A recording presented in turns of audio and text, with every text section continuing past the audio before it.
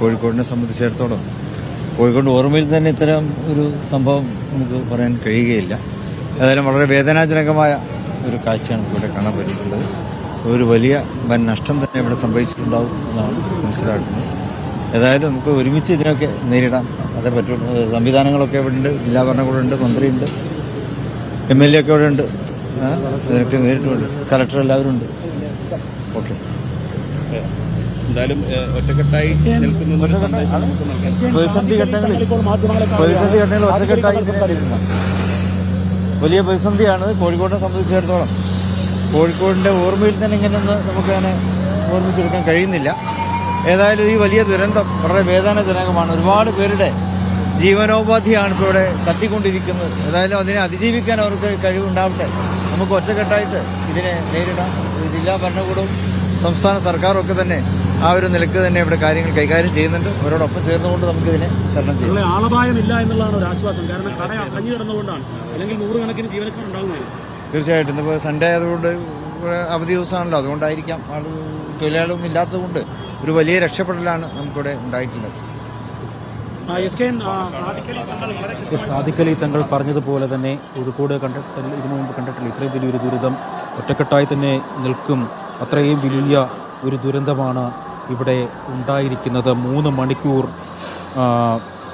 ഉണ്ടായിരിക്കുന്നു ഈ പിടുത്തമുണ്ടായിട്ട്.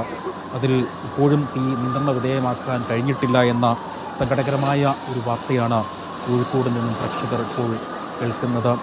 ഈ നിയന്ത്രണ വിധേയമാക്കുന്നതിൽ വലിയ രീതിയിലുള്ള അസാധ്യ പരിശ്രമമാണ് ഫയർഫോഴ്സിൻ്റെ ഭാഗത്തു നിന്നൊക്കെ ഉണ്ടാകുന്നത്. പക്ഷേ അവിടെ ഈ നിയന്ത്രണ വിധേയമാക്കാൻ തടസ്സമെന്ന് പറയുന്നത് ഈ കെട്ടിടം നിർമ്മിച്ചപ്പോൾ അതിൻ്റെ മുകളിലുള്ള ഈ ഷീറ്റുകൾ വലിയ രീതിയിലുള്ള ബുദ്ധിമുട്ടുകളൊക്കെ തീ അണയ്ക്കുന്നതുമായി ബന്ധപ്പെട്ട് ബുദ്ധിമുട്ട് സൃഷ്ടിച്ചിരുന്നു. വെള്ളം അകത്തേക്ക് പമ്പ് ചെയ്യുന്നതിന് വലിയ തടസ്സം ഈ ഷീറ്റുകൾ കാരണം ഉണ്ടായിരുന്നു. ഇത്തരത്തിലുള്ള ബുദ്ധിമുട്ടുകളൊക്കെ ഉണ്ട്. നഗരമാകെ വലിയ കറുത്ത പുകയാണ്. നമ്മളിപ്പോൾ ഈ ദൃശ്യങ്ങൾ കാണുന്നത് പോലെ വലിയ രീതിയിലുള്ള പുകയാണ് ഇപ്പോൾ നഗരമാകെ. മാത്രമല്ല ഈ ദൃശ്യങ്ങളിൽ കാണുന്നതിൻ്റെ അപ്പുറത്തുള്ള ഒരു ഭീകരമായ അന്തരീക്ഷമാണ് കോഴിക്കോട് ആ പുതിയ ബസ് സ്റ്റാൻഡിൽ ഉള്ളതെന്ന് ദൃക്സാക്ഷികൾ അടക്കം പറയുന്നത്. സലാം വീണ്ടും ചേരുകയാണ്. സലാം, തീവ്രശ്രമം തുടരുന്നു, അതുമാത്രമാണ് ഇപ്പോഴും അവിടെ നിന്ന് നൽകാൻ കഴിയുന്ന വിവരം. ഏതെങ്കിലും തരത്തിൽ തീ അണയ്ക്കാൻ കഴിഞ്ഞിട്ടുണ്ടോ? മറ്റു വിവരങ്ങൾ?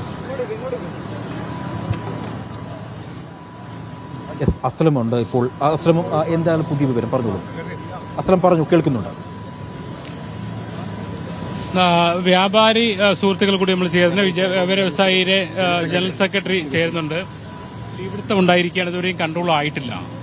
കോഴിക്കോട് നഗരം കത്തി അമരുന്നത് 3.5 മണിക്കൂറിലധികമായി.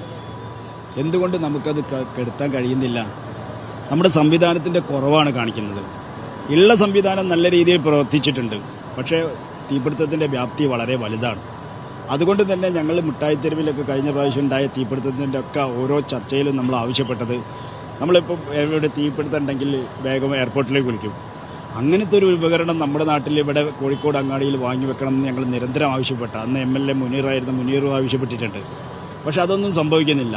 ഉള്ള ഫയർ സ്റ്റേഷൻ തന്നെ കോഴിക്കോട് നഗരത്തിൻ്റെ അകത്തുണ്ടായിരുന്ന ഫയർ സ്റ്റേഷൻ ബീച്ചിലുണ്ടായിരുന്നത് തന്നെ വെള്ളിമാടുന്നിലേക്കും മീൻചന്തയിലേക്കും ഒക്കെ മെഷീൻ മാറ്റിയിട്ട് അങ്ങോട്ട് പോയി. ആ സമയത്ത് പോലും ഞങ്ങൾ ഏകോപന സമിതി ആവശ്യപ്പെട്ടിട്ടുണ്ട്. താൽക്കാലികമായ ഒരു സംവിധാനം, 6-7 വണ്ടികൾ ഉണ്ടായിരുന്ന സ്റ്റേഷനാണ് ബീച്ച്. അത് കോഴിക്കോട് നഗരത്തിൻ്റെ അകത്ത് തന്നെ കോർപ്പറേഷൻ്റെ ഏതെങ്കിലും ഒരു സ്ഥലത്ത് അതിന് താൽക്കാലിക സംവിധാനം ഉണ്ടാക്കണം, അത് കെട്ടിടം നിർമ്മിക്കുന്നത് വരെ. അതൊന്നും ഉൾക്കൊള്ളാത്തത് കൊണ്ടാണ് 4:45 തീപിടുത്തത്തിൻ്റെ 3/4 മണിക്കൂർ കഴിഞ്ഞിട്ടാണ് ഫയർ എഞ്ചിൻ ഇവിടെ എത്തിയിട്ടുള്ളത്. എത്തിയതിന് ശേഷം ആ ഫയർ ഉദ്യോഗസ്ഥന്മാരും ഇവിടുത്തെ പോലീസുകാരും ഒക്കെ നല്ല രീതിയിൽ തന്നെ ഇതിൻ്റെ രക്ഷാപ്രവർത്തനത്തിന് നേതൃത്വം കൊടുത്തിട്ടുണ്ട്. പക്ഷേ എന്നിരുന്നാലും ഇപ്പോഴും തീ കത്തിക്കൊണ്ടിരിക്കുക. കൂടുതൽ ഫയർഫോഴ്സുകൾ, കൂടുതൽ സംവിധാനമുള്ള ഫയർഫോഴ്സുകൾ നഗരത്തിൽ തന്നെ വേണം. നഗരത്തിൽ വേണം. അത് ഞങ്ങൾ നിരന്തരമായി ആവശ്യപ്പെട്ടതാണ്. കോഴിക്കോട് പോലുള്ള വലിയ നഗരത്തിൽ, തിരുവനന്തപുരം, എറണാകുളം, അങ്ങനെ കേരളത്തിൽ 3 സർക്കാർ പെട്ടെന്ന് തന്നെ അത്തരം വാഹനം അനുവദിക്കണം. വി സുനിൽകുമാർ, സമാനമായ കാര്യം തന്നെ ആയിരിക്കും. അതിൽ SM സ്ട്രീറ്റ് അന്ന് കത്തിയമർന്നപ്പോൾ ഒരു ചർച്ച ഉണ്ടായിരുന്നു. ആ ചർച്ചയിൽ ഞങ്ങൾ വ്യക്തമായി ആവശ്യപ്പെട്ടതാണ് ഇതേപോലെ ഒരു മെഷീൻ, എയർപോർട്ടുള്ള ഒരു മെഷീൻ ഇവിടെ കൊണ്ടുവരണമെന്ന്.